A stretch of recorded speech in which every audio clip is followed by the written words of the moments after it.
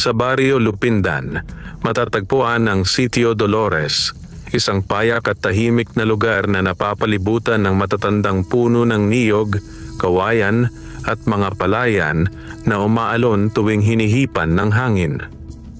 Sa umaga, maririnig ang tilaok ng mga manok, ang lagaslas ng ilog sa di kalayuan at ang huni ng mga ibon na tila nagbabantay sa kapayapaan ng lugar. Sa gitna ng Sitio Dolores ay nakatayo ang isang maliit na kubong yari sa kawayan at pawid. May ilang bahagi itong sira-sira at ang bubong ay may mga butas na tinatakpan lamang ng lumang yero. Dito nakatira si Reyna, isang dalagang ulila, payat at maputi ang kutis. May mahahabang buhok na palaging nakatirintas. Sa kabila ng kanyang kahirapan, taglay niya ang isang pusong busilak at kabutihang loob na hinahangaan ng lahat sa sitio. Maaga pa lamang ay gising na si Reyna. Sa loob ng kanyang munting kubo, marahang gumalaw ang kanyang katawan habang inaayos ang mga dahon ng saging na inilatag niya sa mesa. Ito ang magsisilbing lalagyan ng pagkain para sa darating na pista. Ngayong araw ay pista ni San Rafael, ang patron ng kanilang baryo. At bagamat salat sa buhay, pinilit pa rin ni Reyna na makapaghanda kahit kaunti. Sa isang sulok ng kubo ay may maliit na kalan na yari sa bato. Dito siya nagluluto ng kaunting kanin at nilagang gulay na kanyang nakuha sa taniman ng kapitbahay kapalit ng pagtulong niya sa pag-aani. Habang hinahalo niya ang niluluto, napabuntong hininga siya. Panginoon, bulong niya, sana po'y magustuhan nila ang munting handa ko. Wala siyang magarbong pagkain, walang karne o mamahaling putahe. Tanging gulay, kaunting isda na hinuli niya sa sapa at nilagang saging na saba ang kanyang naihanda. Ngunit inihanda niya ito ng may buong puso. Sa labas ng kubo, abala na rin ang buong sitio. Ang mga kababaihan ay naglalatag ng mga banderitas na yari sa makukulay na papel. Ang mga kalalakihan naman ay nag-aayos ng entablado sa tapat ng maliit na kapilya. May mga batang nagtatakbuhan, hawak ang mga lobo at pamaypay habang nagtatawanan at nagsisigawan. Ang pista ay isang araw ng kasiyahan, isang araw na nakakalimot ang mga tao sa kanilang hirap. Habang abala si Reyna sa pagluluto, may kung anong kakaibang damdamin ang biglang gumapang sa kanyang dibdib. Para bang may presensyang hindi niya may paliwanag. Napahinto siya sa paghahalo at saglit na napatingin sa bintana. Sa labas, sumisiklab ang liwanag ng araw sa mga dahon. Ngunit sa gitna ng liwanag na iyon, tila may anino na biglang dumaan. Mabilis, tahimik at misteryoso. Napakurap si Reyna. Parang may dumaan, bulong niya sa sarili. Ngunit nang muli siyang tumingin, wala na siyang nakita. Ipinagpatuloy niya ang kanyang gawain. Iniisip na marahil ay pagod lamang siya. Samantala, sa gawing gilid ng sityo, malapit sa masukal na gubat, may isang binatang nakatayo sa lilim ng punong balete. Siya ay matangkad, maputi, at may matang tila naglalaman ng lihim ng daan-daang taon. Ang kanyang buhok ay itim na itim at kumikislap sa sikat ng araw. Suot niya ang isang payak na barong at salawal na tila yari sa pinong tela. Ang kanyang pangalan ay Romeo. Ngunit si Romeo ay hindi isang ordinaryong binata. Isa siyang engkanto, isang nilalang mula sa lihim na daigdig na nakatago sa pagitan ng mga punong kahoy, ilog at ulap. Matagal na niyang binabantayan ang Sitio Dolores, lalo na ang dalagang si Reyna na minsan na niyang natulungan nang siya'y maligaw sa gubat noong bata pa. Noon, hindi niya ipinakita ang kanyang tunay na anyo. Tanging hangin at bulong lamang ang kanyang naging anyo. Ngunit mula noon, hindi na niya nakalimutan ang kabaitan ng batang si Reyna na nag-alay ng pagkain sa isang hindi niya kilalang nilalang. Ngayon, makalipas ang maraming taon, nais niyang muling makita ang dalaga. At ngayong araw ng pista, napagpasyahan niyang bumaba sa mundo ng mga tao. Mula sa ilalim ng puno, maraan siyang lumakad patungo sa sitio. Sa bawat hakbang niya, tila nagiging mas maliwanag ang paligid at ang hangin ay nagiging mas malamig at presko. Walang nakakapansin sa kanya. Tila isa lamang siyang karaniwang binata. Nang makarating siya sa gitna ng sitio, nasilayan niya ang kasiyahan ng mga tao. Ang mga ngiti, tawanan at awitan ay tila nagbukas ng isang kakaibang damdamin sa kanyang puso. Hindi sanay ang isang engkanto sa ganitong uri ng kasiyahan. Ang kasiyahang likha ng simpleng pamumuhay at pagkakaisa. Tinahak niya ang makitid na daan patungo sa kubo ni Reyna. Mula sa malayo, nakita niya ang dalaga na abala sa pag-aayos ng mesa sa labas ng kanyang bahay. Maingat nitong inilalagay ang mga pinggang yero at basong plastik.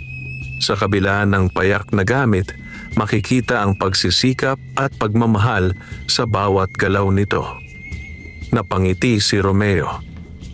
Hindi pa rin siya nagbabago, bulong niya. Sa sandaling iyon napatingin si Reyna sa direksyon niya. Nagtagpo ang kanilang mga mata. Saglit na natigilan ang dalaga. Hindi niya alam kung bakit, ngunit may kakaibang pakiramdam siyang naramdaman. Para bang matagal na niyang kilala ang binatang nasa harapan niya kahit ngayon lamang niya ito nakita. Marahang lumapit si Romeo. Magandang umaga. Magalang niyang bati. Napakurap si Reyna bago sumagot. Magandang umaga rin po. Mahina niyang tugon. May handa po ba kayo? Naghahanap po sana ako ng makakasalo sa pista. Wika ni Romeo, may ngiting banayad sa labi. Sandaling nag-alinlangan si Reyna. Kakaunti lamang ang kanyang pagkain. Hindi niya alam kung sapat pa ito para sa isang bisita. Ngunit nang makita niya ang maamong muka ng binata, nanaig ang kanyang likas na kabaitan. Opo, sagot niya. Mahirap lang po ang handa ko pero pwede po kayong makikain. Salamat, tugon ni Romeo. Sapat na ang mabuting loob. Inanyayahan niya ang binata na maupo sa maliit na bangkong kawayan sa tapat ng mesa. Habang naghahain si Reyna ng kanin at gulay, palihim siyang tinitingnan ni Romeo. Nakikita niya ang pagod sa mga mata nito, ang bakas ng paghihirap sa payat na katawan, ngunit higit sa lahat ang liwanag ng pag-asa sa kanyang ngiti. Nagsimula silang kumain ng tahimik. Sa bawat subo ni Romeo, tila mas lalo niyang nararamdaman ang kakaibang init sa kanyang dibdib.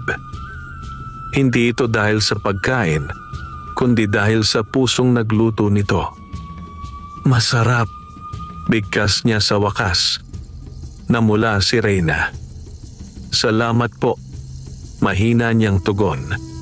Sa sandaling iyon, hindi nila alam na ang simpleng pagsasaluhan na iyon ay magiging simula ng isang kwentong magpapabago sa kanilang mga buhay.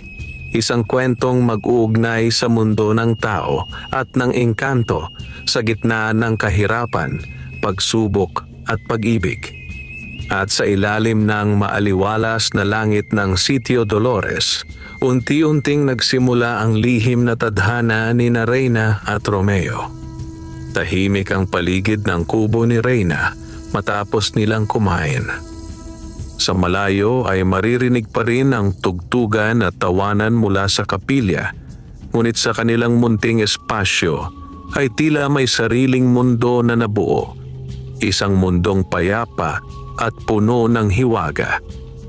Maingat na inililigpit ni Reyna ang mga pinggang ginamit nila.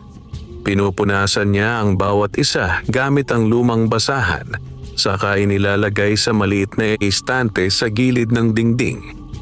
Paminsan-minsan ay pasulyap-sulyap siyang tumitingin kay Romeo na tahimik na nakaupo sa bangkong kawayan, nakamasid sa mga dahong tinatangay ng hangin.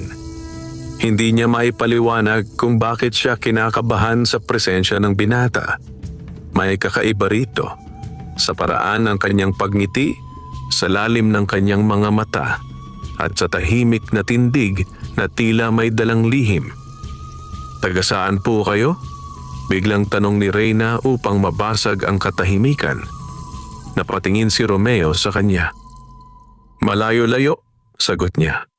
"Sa may bandang kabundukan." Hindi iyon ganap na kasinungalingan. Sa likod ng mga bundok na iyon ay matatagpuan ang daigdig ng mga engkanto, isang lugar na hindi nakikita ng karaniwang tao.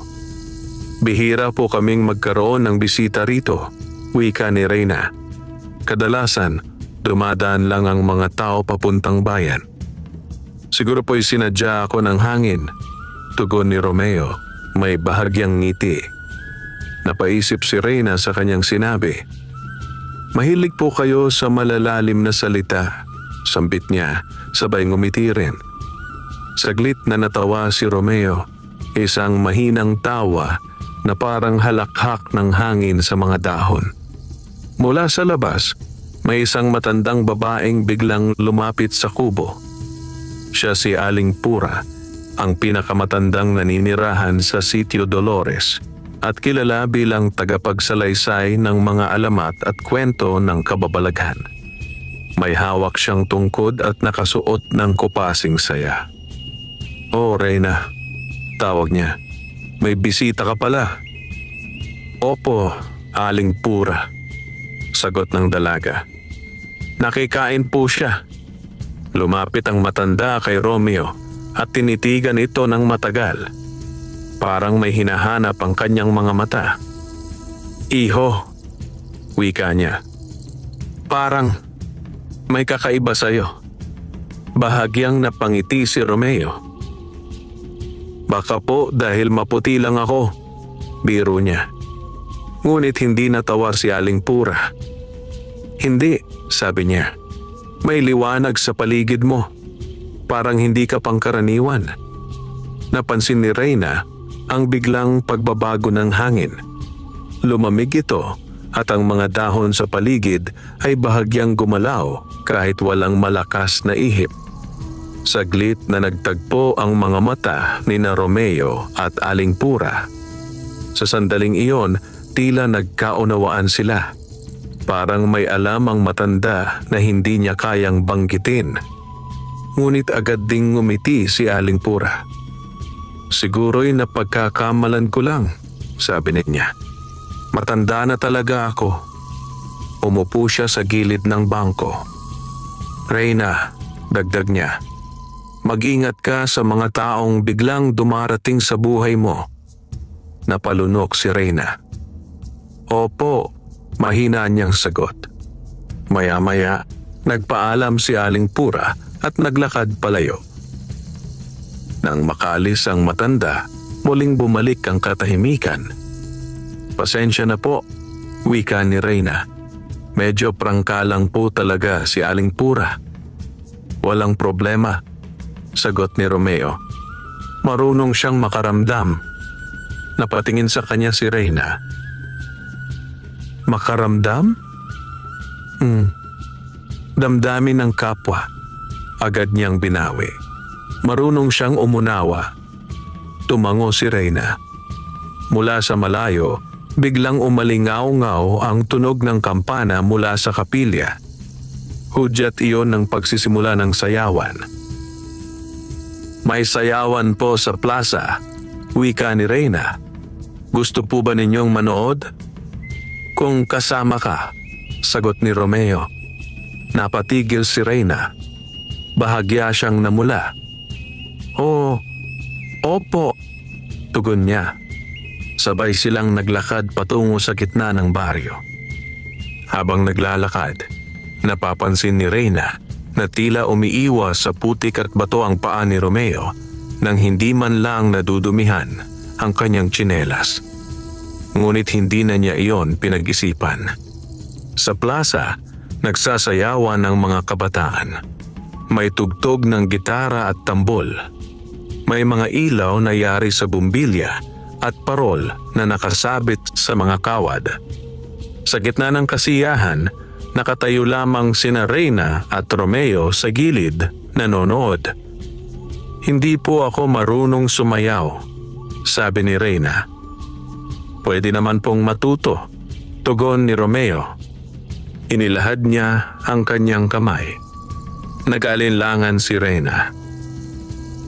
Ngunit sa huli, tinanggap niya ito.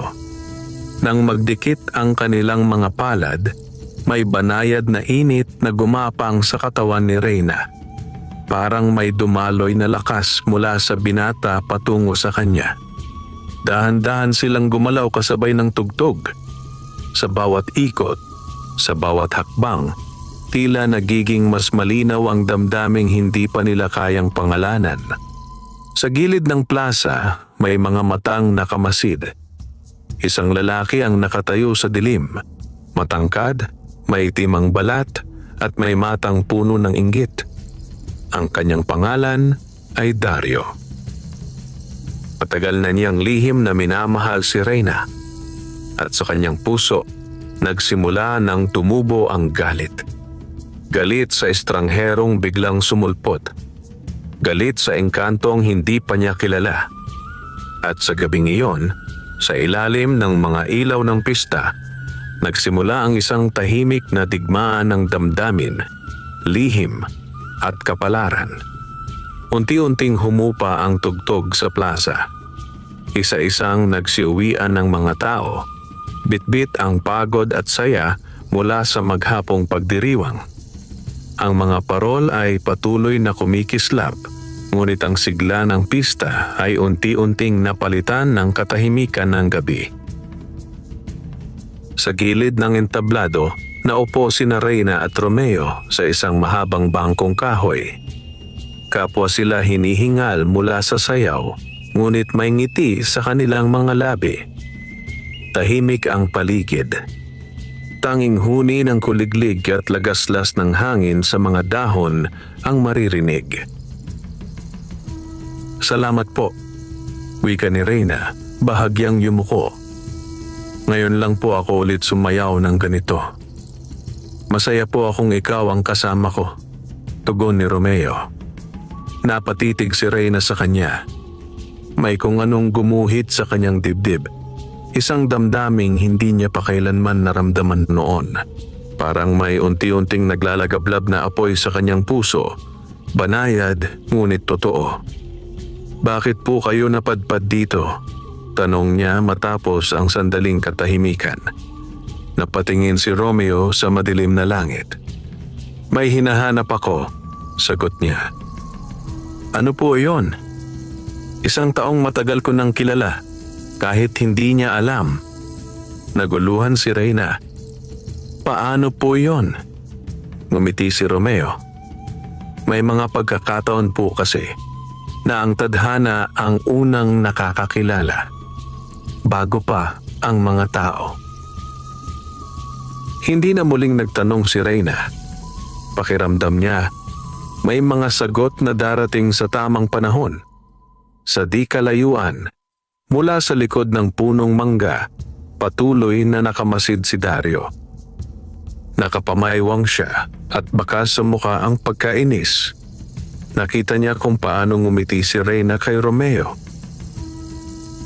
Nakita niya kung paano ito tumatawa. Mga ngiting dati ay siya lamang ang nakakatanggap. Walang hiya, bulong niya. Isang araw lang, hinagaw na agad. Mahigpit niyang kinuyom ang kamao. Matagal na niyang kilala si Reyna. Mula pagkabata ay magkasama na sila sa pagligo sa ilog, sa pangunguha ng mangga at sa pagtulong sa mga magsasaka.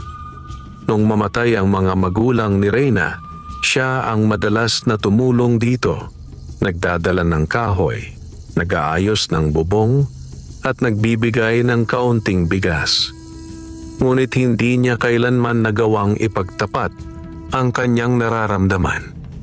At ngayon, isang estranghero ang biglang dumating. Isang estrangherong tila perpekto. Unti-unting bumangon si Dario at naglakad palayo. Sa kanyang isip, nagsisimula ng umusbong ang masamang balak. Samantala, naglakad na pauwi sina Reyna at Romeo. Sinamahan siya ng binata hanggang sa may tapat ng kanyang kubo.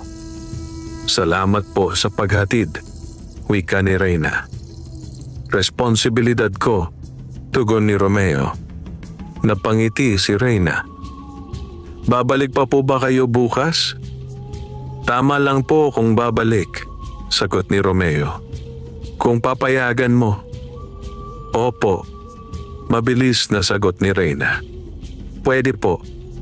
Sa sandaling iyon, biglang umihip ang malamig na hangin. Lumipad ang ilang dahon at saglit na nagdilim ang paligid. Napahawak si Reyna sa kanyang braso. "Parang may dumaan," bulong niya. Tumayo si Romeo sa kanyang harapan. "Huwag kang matakot," wika niya. "Nandito lang ako." Sa mga salitang iyon, nakaramdam si Reyna ng kakaibang kapanatagan. Parang ligtas siya. Parang may bantay ang kanyang puso. Nagpaalam si Romeo at naglakad palayo sa dilim. Ngunit hindi siya tuluyang umuwi.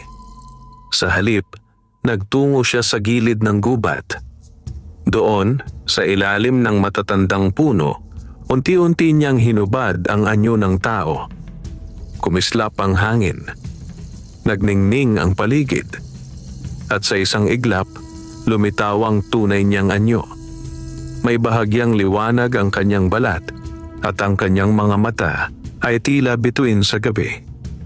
Malapit na, bulong niya sa sarili. Malapit nang magising ang panganib. Sa itaas ng puno, may itim na aninong gumalaw. Isang nilalang na matagal nang nagtatago sa dilim. Isang nilalang na matagal nang naghihintay ng tamang sandali.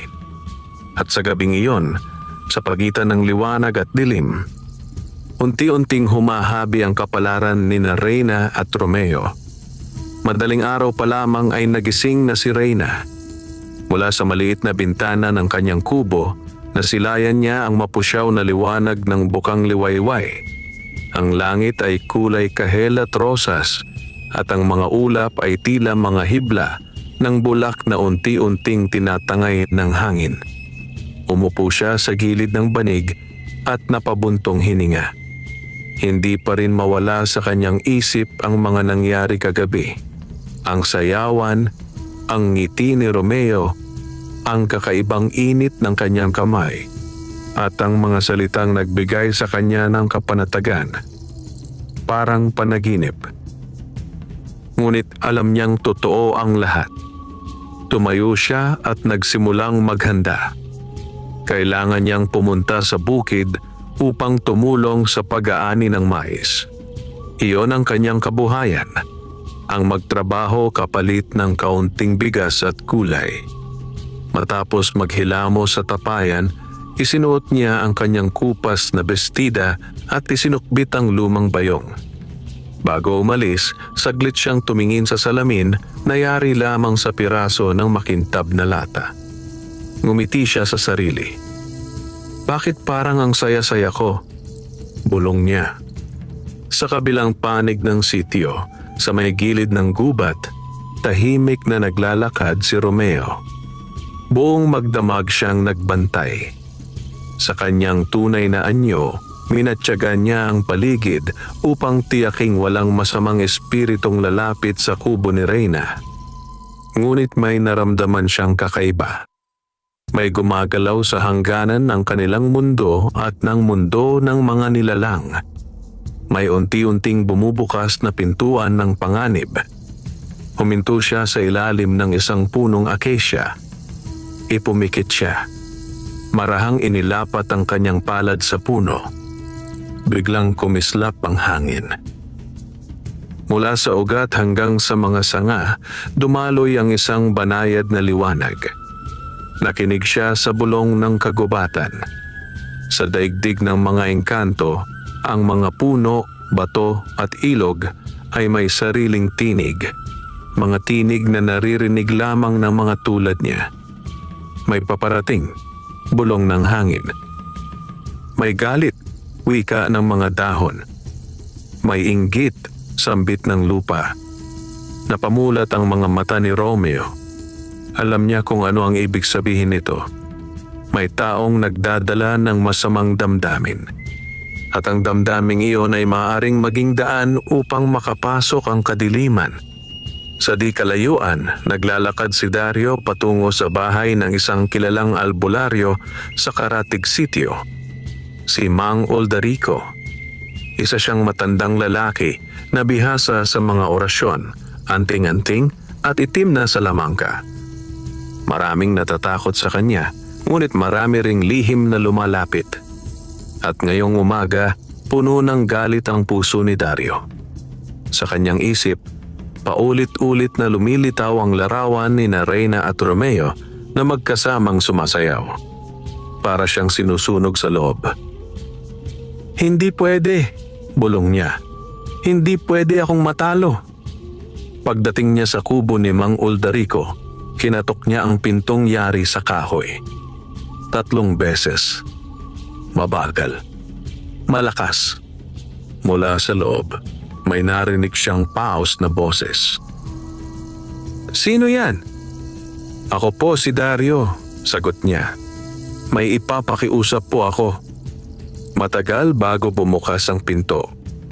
Lumabas ang matandang albularyo. May suot na itim na kamiseta at may nakasabit na mga anting-anting sa leeg. Anong kailangan mo? Malamig na tanong nito. Napayuko si Dario. Gusto ko pong makuha ang loob ni Reyna. Natawa si Mang Oldarico. Ganyan na ba kahina ang mga kabataan ngayon? Pati pag-ibig idinadaan sa hiwaga? Handa po akong magbayad. Mabilis na sagot ni Dario. Sumeryoso ang matanda. May kapalit ang lahat, wika niya. Lalo na ang pakikialam sa tadhana. Tatanggapin ko po, sagot ni Dario, walang pag-aalinlangan. Sa mga sandaling iyon, sa ilalim ng araw na sumisikat, nagsimula ang isang madilim na kasunduan. Samantala sa bukid, abala si Reyna sa pag-aani. Kasama ang ilang kababaihan, pinipitas niya ang mga mais at inilalagay sa bayong. Bigla niyang naramdaman ang paninikip ng dibdib. Parang may mabigat na hanging dumaan. Napahinto siya. Reyna, ayos ka lang ba? Tanong ng isang kasama. Opo, sagot niya, bagamat hindi siya sigurado. Sa di kalayuan, nakatayo si Romeo sa lilim ng puno. Tahimik siyang nagbabantay. At sa kanyang puso, naramdaman niyang paparating na ang unos.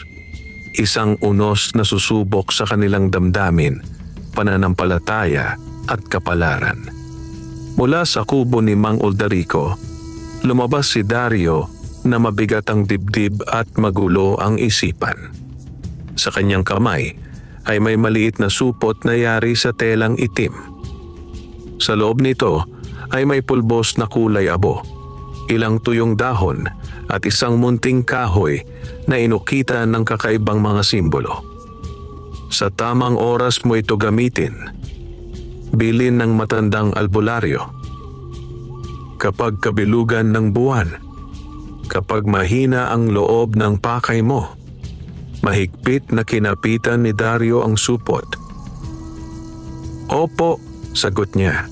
Gagawin ko po ang lahat. Habang naglalakad pa uwi, ramdam niya ang bigat ng kanyang ginawa.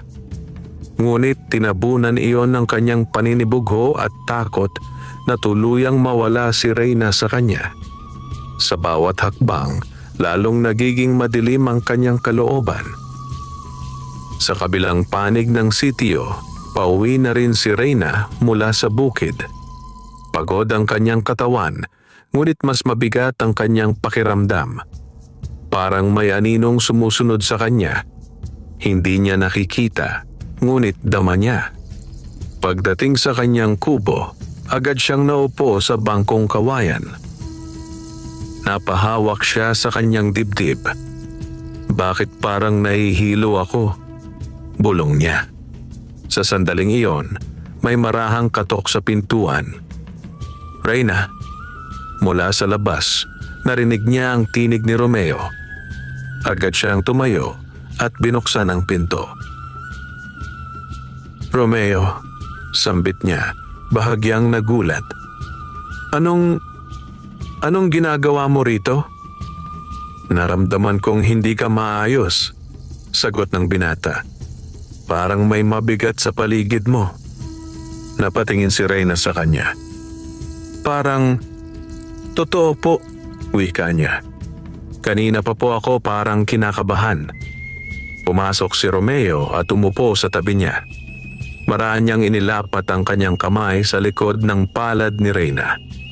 Muling dumaloy ang banayad na init. Unti-unting gumaan ang pakiramdam ng dalaga. Ano po yan? Tanong niya. Lakas ng loob, sagot ni Romeo. At panalangin. Ngunit sa loob-loob niya, alam niyang hindi iyon sapat na paliwanag. Nararamdaman na niya ang bakas ng itim na hiwaga. May isang taong nagtatangkang guluhin ang balanse. Sa dilim ng gabi, sa likod ng mga puno, nakatanaw si Dario sa kubo ni Reyna. Nakita niya kung paano ito ginagaan ng presensya ni Romeo at lalo siyang nagngit-ngit. Hintayin mo lang, bulong niya. Malapit na. Dumating ang gabi ng kabilugan ng buwan. Maliwanag ang langit. Parang pilak ang liwanag na bumabalot sa Sitio Dolores. Tahimik ang lahat. Sa likod ng kubo ni Reyna, palihim na dumating si Dario. Bitbit niya ang supot na ibinigay ni Mang Oldarico. Nanginginig ang kanyang mga kamay. Huminga siya ng malalim. Para kay Reyna, bulong niya. Para sa akin. Ibinudbud niya ang pulbos sa paligid ng kubo. Inilagay ang munting kahoy sa ilalim ng hagdan. At binigkas ang mga salitang itinuro sa kanya. Mga salitang hindi niya lubos na nauunawaan. Biglang lumamig ang hangin. Nanginig ang mga dahon. At sa di nakikitang mundo, may pintuang unti-unting bumukas. Sa sandaling iyon, napamulat si Romeo sa gitna ng gubat. Ramdam niya ang pagyanig ng balanse. Hindi maaari, bulong niya. Mabilis siyang naglakad patungo sa kubo ni Reyna. Samantala, sa loob ng bahay, biglang napaupo si Reyna sa banig. Nanlalamig ang kanyang katawan. Parang may gumagapang sa kanyang balat. Romeo. Mahinang sambit niya kahit wala ito roon. Sa labas, may aninong gumalaw. Isang nilalang na isinilang mula sa galit at inggit. Isang binhing itinanim ng kadiliman. At sa gabing iyon, sa ilalim ng kabilugan ng buwan, nagsimulang sumibol ang panganib na maglalagay sa alanganin sa buhay ni Reyna at sa lihim ni Romeo. Sumapit ang madaling araw na may dalang mabigat na katahimikan. Ang liwanag ng buwan ay unti-unting naglaho, napalitan ng mapusyaw na sikat ng araw. Ngunit sa kubo ni Reyna, tila hindi sumama ang liwanag sa pagdating ng umaga. Nakahiga siya sa banig, pawisan, nanginginig, at namumutla. Mabigat ang kanyang paghinga. Parang may mabigat na batong nakapatong sa kanyang dibdib. Nanay, bulong niya sa kawalan, sa gitna ng kanyang panaginip. Naglalakad siya sa isang madilim na kagubatan sa kanyang isipan. Wala siyang makita kundi mga anino. May mga matang nagmamasid, may mga tinig na bumubulong ng panunuya. Sumama ka. Sumama ka. Napabalikwas siya. Ngunit wala siyang lakas. Sa labas ng kubo, maagang dumating si Aling Pura upang dalhan sana siya ng kaunting lugaw. Kumatok siya ng marahan. "Reyna, gising ka na ba?" Walang sumagot. Kinabahan ang matanda. Muling kumatok, mas malakas. "Reyna!" Dahan-dahan niyang itinulak ang pinto. Nang makita niya ang kalagayan ng dalaga, napasigaw siya. "Ay, Diyos ko!" Mabilis siyang lumabas at humingi ng tulong. Ilang sandali pa, dumating ang ilang kapitbahay. Isa na rito si Dario na nagkunwaring nag-aalala. "Anong nangyari?" tanong niya. "Hindi ko alam," sagot ni Aling Pura. Parang may masamang kumapit sa kanya. Ipinatawag nila ang lokal na manghihilot at ang barangay health worker. Ngunit kahit anong gawin ay hindi bumuti ang kalagayan ni Reyna. Walang sugat. Walang malinaw na sakit. Ngunit patuloy siyang nanghihina. Sa gilid ng kubo, tahimik na nakatayo si Romeo. Hindi siya nakikita ng iba.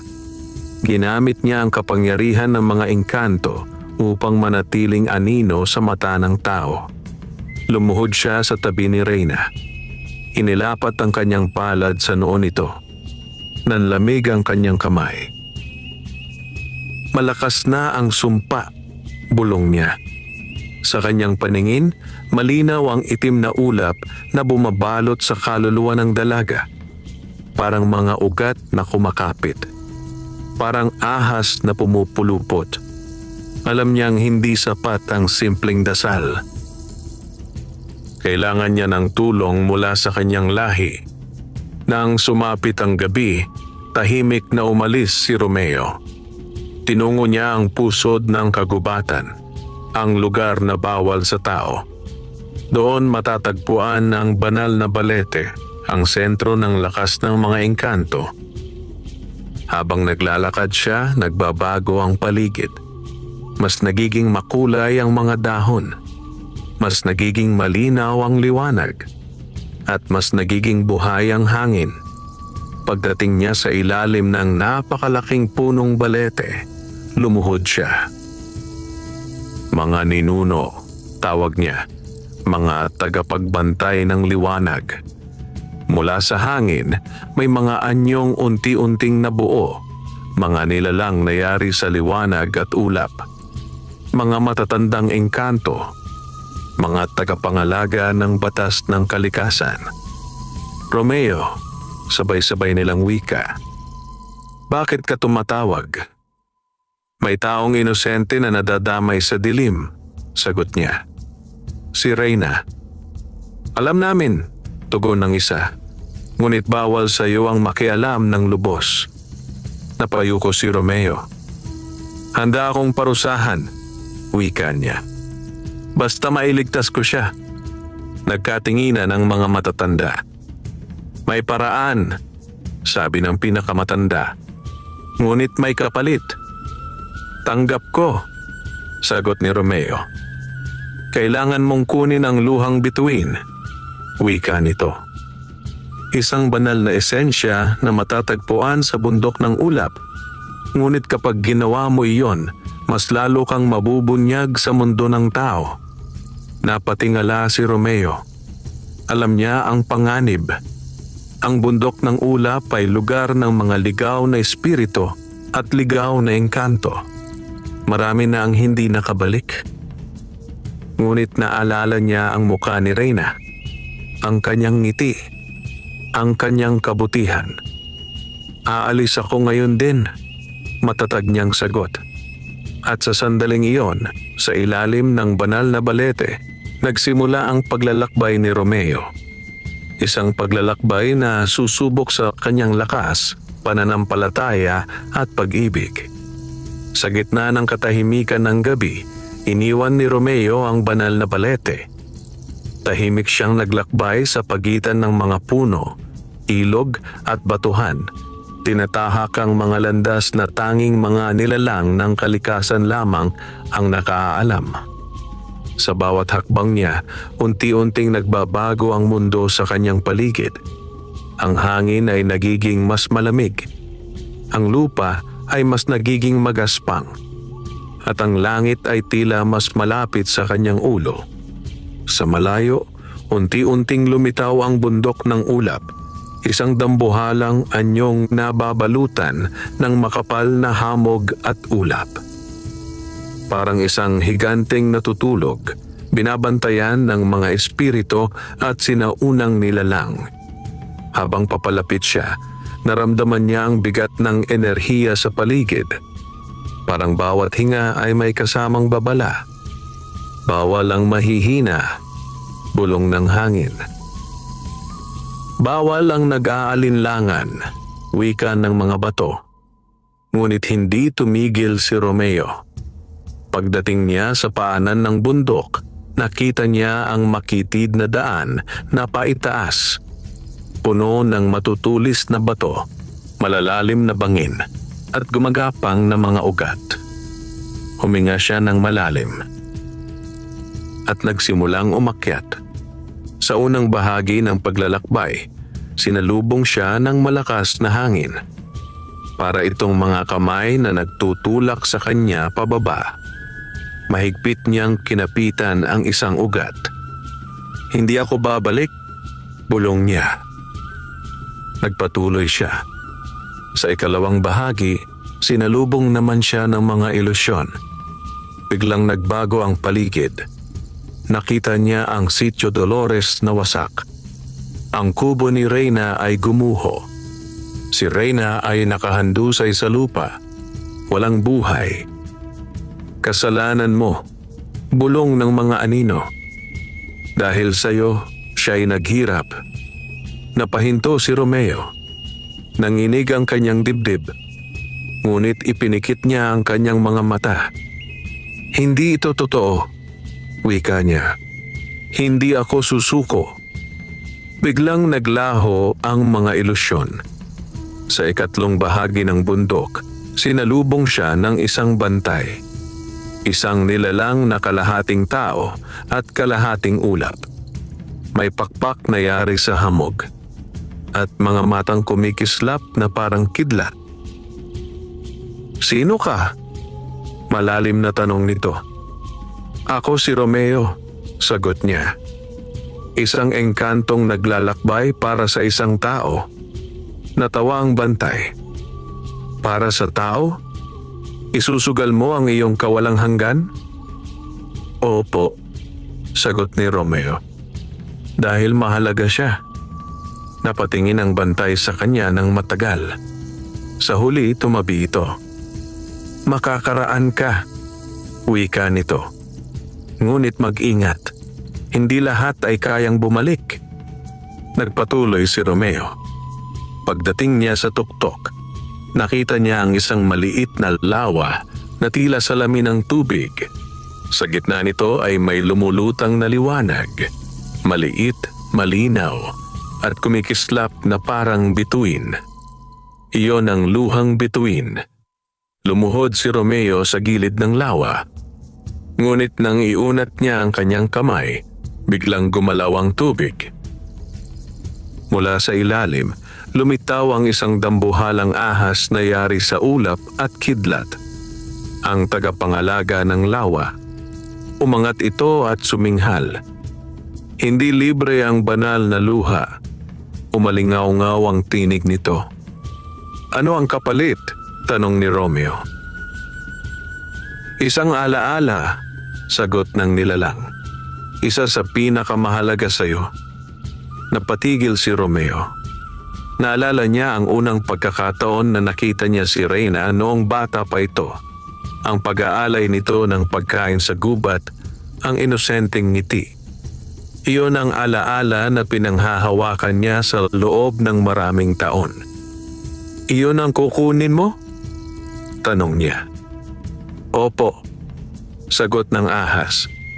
Napapikit si Romeo. "Kunin mo," wika niya. "Basta mailigtas ko siya." Dahan-dahang bumaba ang liwanag mula sa lawa at napunta sa kanyang palad. Kasabay nito, may init na gumapang sa kanyang ulo at may isang alaala ang naglaho. Nalimutan niya ang unang araw na minahal niya si Reyna. Ngunit hawak niya na ngayon ang luhang bituin at nagsimula na ang kanyang pagbabalik. Dala ang pag-asa, kapalit ang bahagi ng kanyang puso. Mula sa tuktok ng bundok ng ulap, dahan-dahang bumaba si Romeo. Hawak niya sa kanyang palad ang luhang bituin, isang munting liwanag na kumikislap na parang pusod ng tala sa gitna ng dilim. Sa bawat hakbang niya pababa, dama niya ang unti-unting paghina ng kanyang lakas. May bahagi ng kanyang sarili ang nawala. May puwang sa kanyang alaala na hindi niya maipaliwanag. May lungkot na wala siyang pinagmulan. Ngunit hindi siya huminto. Sa kanyang isipan, malinaw ang isang bagay. Kailangan niyang mailigtas si Reyna. Pagdating niya sa paanan ng bundok, sinalubong siya ng malamig na ulan. Bumuhos ang maliliit na patak na tila luha ng langit. Para bang nakikidalamhati ang kalikasan sa kanyang sakripisyo. Hindi siya nagpahinga. Tinahak niya agad ang daan pabalik sa Sitio Dolores. Samantala, sa kubo ni Reyna, patuloy ang pagbabantay ng mga taga-sitio. Nakahiga pa rin siya sa banig, halos hindi na humihinga ng maayos. Maputla ang kanyang muka at ang kanyang mga labi ay halos walang kulay. Parang unti-unti na siyang nauubos. Umiiyak na wika ni Aling Pura. Wala na ba talagang paraan? Tanong ng isang kapitbahay. Tahimik ang lahat. Sa labas ng kubo, nakatayo si Dario. Hindi mapakali. Hindi siya makatingin ng diretso sa loob. Sa unang pagkakataon, sumiklab ang pagsisisi sa kanyang puso. Hindi ko naman gustong mangyari ito, bulong niya. Gusto ko lang siyang mahalin ako. Ngunit huli na. Ang binhing itinanim niya ay nagbunga na. Nang magtakip silim, biglang umihip ang malakas na hangin. Nagtilian ang mga dahon. Kumidlat sa malayo. At sa gitna ng unos, lumitaw si Romeo sa tapat ng kubo. Basa ang kanyang damit. Hingalin. Ngunit matatag ang kanyang mga mata. Tabi! Wika niya, bagamat hindi siya naririnig ng iba. Ginamit niya ang natitirang lakas upang magpakita sa mata ng tao. Unti-unting luminaw ang kanyang anyo. Napatigil ang lahat. Romeo?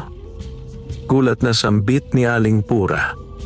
Pumasok siya sa kubo at lumuhod sa tabi ni Reyna. Inilabas niya ang luhang bituin. Agad na nagliwanag ang buong silid. Parang may munting araw na sumilang sa gitna ng kubo. Marahang inilapat niya ang liwanag sa dibdib ni Reyna. Biglang kumilos ang itim na ulap na bumabalot sa dalaga.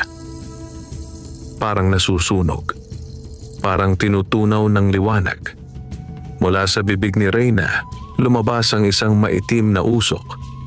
Napaatras ang mga tao sa takot. Sa ngalan ng liwanag at kalikasan, bulong ni Romeo. Bumalik ka sa dilim. Isang matinis na hiyaw ang umalingaw-ngaw. Hiyaw ng nilalang na isinilang sa galit. At saka, biglang naglaho ang lahat ng kadiliman. Bumagsak si Romeo sa sahig. Hapo. Halos wala ng lakas. Sa banig, marahang gumalaw si Reyna. Napakurap ang kanyang mga mata. Nasaan? Ako? Mahina niyang tanong. Napahiyaw sa tuwa ang mga tao. Buhay siya! Kumising na siya! Napaluha si Aling Pura. Lumapit siya kay Romeo. Salamat iho, wika niya. Alam ko na kung sino ka. Ngumiti ng mahina si Romeo. Ngunit sa loob niya, may kirot. May mahalagang alaala siyang hindi na niya maalala at hindi niya alam kung ano iyon. Sa labas ng kubo, napaluhod si Dario. Lumuluhang pinagmamasdan ng lahat. Sa gabing iyon, bumalik ang liwanag sa Sitio Dolores. Ngunit kasabay nito, may mga lihim na unti-unting lalantad. Tahimik ang Sitio Dolores kinabukasan. Wala ang dating sigla ng pista, ngunit may bagong liwanag na bumalot sa bawat tahanan. Liwanag ng pasasalamat at pag-asa. Sa kubo ni Reyna, nakaupo siya sa tabi ng bintana, nakatanaw sa mga punong niyog na marahang sinasayaw ng hangin. Mahina pa rin ang kanyang katawan, ngunit malinaw na ang kanyang isipan. Parang panaginip ang lahat. Ang dilim, ang sakit, ang biglang paggaling, at ang liwanag na bumalot sa kanyang puso. Sa tabi ng kanyang higaan, tahimik na nakaupo si Romeo. Maputla rin siya. Halatang hindi pa ganap na nakakabawi. Romeo, mahinang tawag ni Reyna. Napatingin siya. Oo, salamat po, wika niya. Kung hindi dahil sa'yo, hindi ko na alam. Hindi niya tinapos ang sasabihin. Ngumiti si Romeo. Natural lang po, sagot niya. Ginagawa ko lang ang dapat. Ngunit sa loob niya, may puwang. Parang may nawawalang bahagi ng kanyang pagkatao. May kulang. May hindi niya maalala. Biglang dumating si Aling Pura. May hawak siyang maliit na kahon na yari sa kahoy. Reyna, wika niya. May dapat kang malaman. Umupo siya sa tabi ng dalaga. Marahang binuksan ang kahon. Sa loob nito ay may lumang panyo na may burdang bituin at buwan. Kilala mo ba ito? Tanong ng matanda. Napatingin si Reyna. Biglang may kumirot sa kanyang dibdib. Opo, sagot niya. Parang akin yan nung bata pa ako. Oo, wika ni Aling Pura. Iyan ang panyo na inialay mo noon sa gubat nang maligaw ka. Napatingin si Romeo. May kung anong gumalaw sa kanyang puso. Ngunit wala siyang maalala. May batang nawala noon, patuloy ni Aling Pura. Ikaw iyon, Reyna. Umiyak ka sa ilalim ng puno. Nag-iwan ka ng pagkain at panalangin. Tapos, dagdag niya, may engkantong nagbantay sa iyo hanggang makauwi ka. Napatitig si Reyna kay Romeo. Ikaw ba? Nanginginig niyang tanong. Hindi agad sumagot si Romeo. Huminga siya ng malalim. Opo, wika niya sa wakas. Ako po iyon. Nagulat si Reyna, ngunit hindi siya natakot. Sa halip, nakaramdam siya ng kakaibang init. Kaya pala, bulong niya. Kaya pala parang matagal na kitang kilala. Napayuko si Romeo. May isang alaala akong nawala, wika niya. Hindi ko alam kung ano yon, pero alam kong mahalaga. Napaluha si Reyna. Marahang hinawakan ang kanyang kamay. Baka iyon ang unang pagkakataon na minahal mo ako, wika niya. Napatingin si Romeo sa kanya. At sa sandaling iyon, parang may bahagyang liwanag na kumislap sa kanyang isipan. Hindi pa buo, ngunit may nagsimulang bumalik. Sa labas ng kubo may nagmamasid. Si Dario. May luha sa mata at lakas ng loob sa dibdib. Pumasok siya at lumuhod sa harap ni Reyna. Patawad, wika niya. Ako ang may kasalanan ng lahat. Nagulat ang lahat. Ikinuwento niya ang pagpunta kay Mang Ulderico. ang sumpa, ang inggit, ang kahinaan. Tahimik na nakinig si Reyna. Nang matapos siya, tumahimik ang silid. Lumapit si Reyna kay Dario. "Nasaktan mo ako," wika niya. "Pero mas nasaktan mo ang sarili mo." Pinunasan niya ang luha ng binata. "Pinapatawad kita," dagdag niya. "Pero piliin mong magbago." Napahagulgol si Dario. "Opo," sagot niya. Sa sandaling iyon, tila may mabigat na tanikalang naputol. Ngunit hindi pa tapos ang lahat. Sa gilid ng gubat, may isang matang nagbabantay. Si Mang Uldarico. At sa kanyang puso, nag-aalab ang galit. Hindi pa siya tapos. At ang huling pagsubok ay paparating. Tahimik ang gabi sa Sitio Dolores. Ang buwan ay bilog at maliwanag, tila isang mata ng langit na nagmamasid sa bawat nilalang sa ibaba. Ang hangin ay malamig at ang mga dahon ay marahang humahaplos sa mga bubong ng kubo. Sa kubo ni Reyna, nakaupo siya sa harap ng munting lampara. May hawak siyang panyo na may bordang bituin at buwan. Tahimik niyang pinagmamasdan niyon. Parang bawat tahi ay may dalang alaala.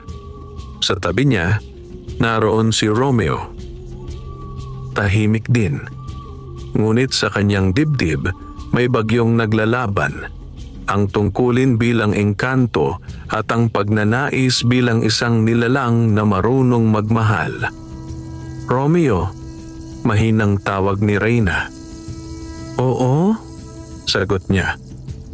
"Kung totoo ang lahat, kung totoo na isa kang engkanto, kailangan mo bang umalis?"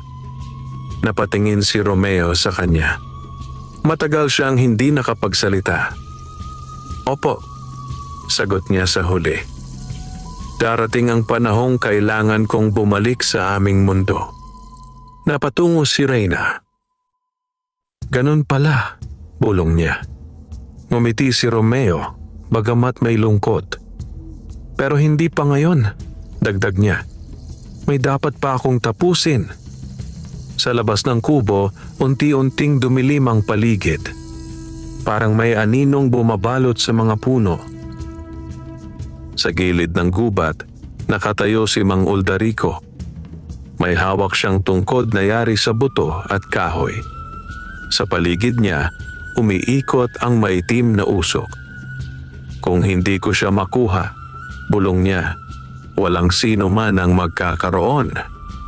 Itinaas niya ang tungkod. Biglang umihip ang malakas na hangin.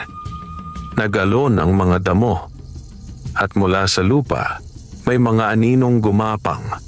Mga ligaw na espiritu na matagal nang nakakulong sa dilim. Sa kubo, biglang nanginig ang sahig. "Romeo," takot na wika ni Reyna. Tumayo si Romeo. "Narito na siya," sabi niya. "Ang huling laban." Lumabas sila ng kubo. Sa gitna ng sitio, nagtipon ng mga tao. May takot sa kanilang mga mata. Mula sa dilim, lumitaw si Mang Uldarico. Ang kanyang mga mata ay nagliliyab. "Huli na," sigaw niya. "Sa akin na ang lakas ng engkanto." Tumayo si Romeo sa harap ni Reyna. "Nandito ako," wika niya. "Hindi ka makakalapit." Natawa ang albularyo. "Ibinigay mo na ang bahagi ng lakas mo," sagot nito. "Wala ka ng panlaban." Ngunit huminga ng malalim si Romeo. Ipinikit ang mga mata. Inilapat ang kamay sa lupa. Sa sandaling iyon, kumislap ang buong paligid. Tumugon ang kalikasan. Ang mga puno ay nagliwanag. Ang hangin ay umikot. Ang lupa ay umalalay. "Hindi ko lakas ito," wika ni Romeo. "Ito ay lakas ng pagmamahal at pagkakaisa." Sumugod ang mga anino. Ngunit sinalubong sila ng liwanag. Nagbangga ng dilim at liwanag. Umalingaw-ngaw ang kulog. Sa gitna ng kaguluhan, lumapit si Dario. "Reyna!" sigaw niya. "Umalis kayo!"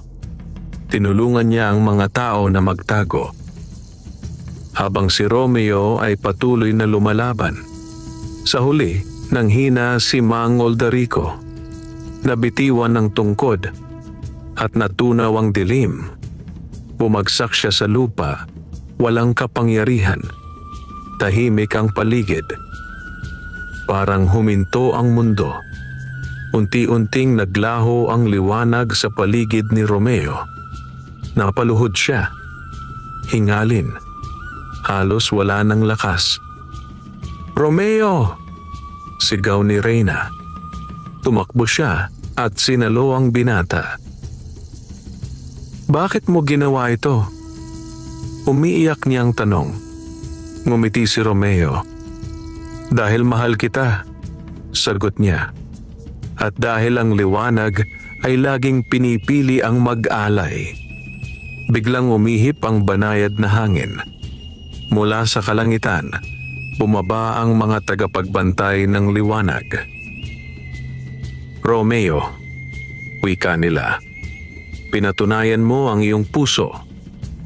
Bilang gantimpala," dagdag nila, "may pagpipilian ka.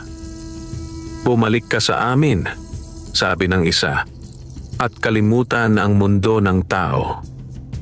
O manatili ka," sabi ng isa pa, "bilang tao, walang kapangyarihan, ngunit may pag-ibig." Napatingin si Romeo kay Reyna. Sa kanyang mga mata, nakita niya ang tahanan. "Pipiliin ko ang manatili," wika niya. "Bilang tao." Nagningning ang paligid. Unti-unting nagbago ang kanyang anyo. Nawala ang liwanag. Nawala ang hiwaga. Ngunit nanatili ang puso. Nang matapos ang lahat, yakap ni Reyna si Romeo. Sa paligid nila, nagbabalik ang sigla ng Sitio Dolores. Mula noon, namuhay sila ng payak. Nagtrabaho, nagtulungan, nagmahalan, at sa bawat pagsikat ng araw, naaalala ng baryo ang kwento ng binatang engkanto na piniling maging tao. Para sa pag-ibig, para sa liwanag, at para sa walang hanggang pag-asa. Wakas,